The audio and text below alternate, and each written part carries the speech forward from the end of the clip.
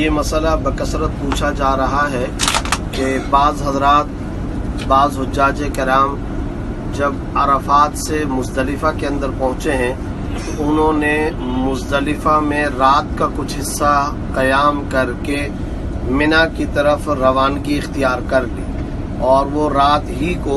مزدلفہ سے منی آ گئے، اور انہوں نے صبح صادق سے لے کر طلوع آفتاب تک جو اصل وقوف مزدلفہ کا ٹائم ہے وہ مزدلفہ میں نہیں گزارا، تو کیا شرعی اعتبار سے ان کے لیے اس بات کی اجازت ہے یا نہیں؟ تو اس سلسلے میں یہ مسئلہ واضح طور پر سمجھ لیجئے کہ خواتین، بوڑھوں، بیماروں، معذوروں اور مریض افراد کے لیے، بچوں کے لیے اس بات کی شرعاً گنجائش ہے کہ وہ رات ہی کو مزدلفہ میں کچھ قیام کر کے منی آ جائیں،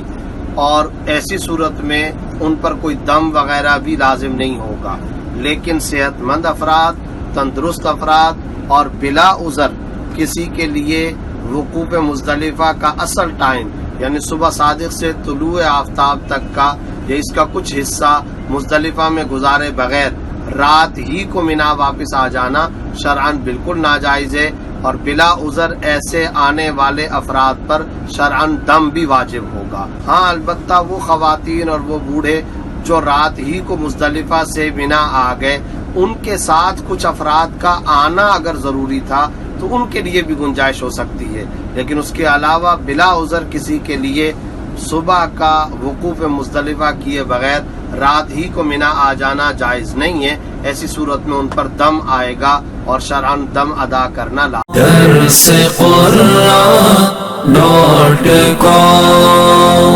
www.darsequran.com